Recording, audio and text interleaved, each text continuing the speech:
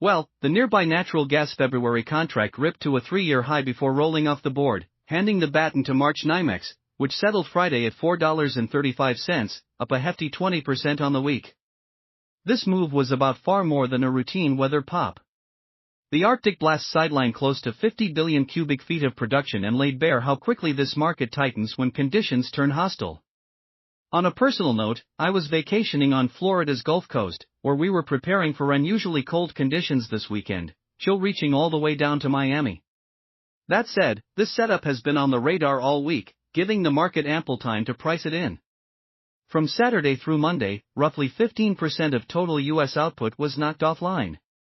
Texas and neighboring regions were hit hard by wellhead freeze-offs at the exact moment demand surged.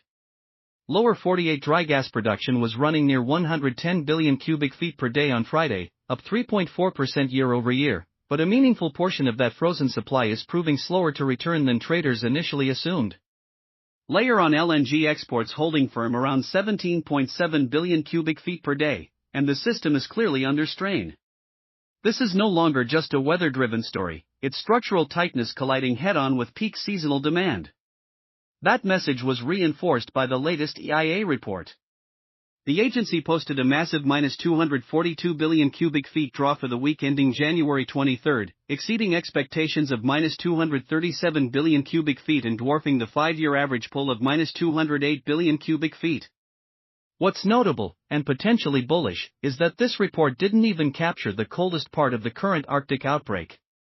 The next two storage reports likely will. Working gas now stands at 2,823 billion cubic feet, still 206 billion cubic feet above last year and 143 billion cubic feet above the 5-year average. But if the next withdrawal tops 206 billion cubic feet, inventory slip below the 5-year average level. Follow that with another outsized draw, and stocks fall under the 5-year average, flipping the narrative from comfortable to tight almost overnight. From a technical standpoint, the picture has improved materially. On the daily chart, prices decisively cleared the 200-day moving average at $3.78 and closed above the prior main top at $4. That's a clear shift in trend, with momentum firmly in the bulls' camp. February's spike to a 3-year high was fueled by aggressive short covering, something the March contract lacks, so a repeat of that vertical move is unlikely. Most likely, we'll see a corrective pullback. Natural gas is extremely overbought after the recent surge, and momentum indicators are clearly stretched. On top of that, weather models shifted warmer over the weekend, which tends to ease demand expectations and take some of the urgency out of the trade. If those warmer trends hold, it wouldn't be surprising to see profit-taking kick in and prices retrace part of the move before the market finds a more stable footing. If you found this helpful, hit the like button and drop a comment.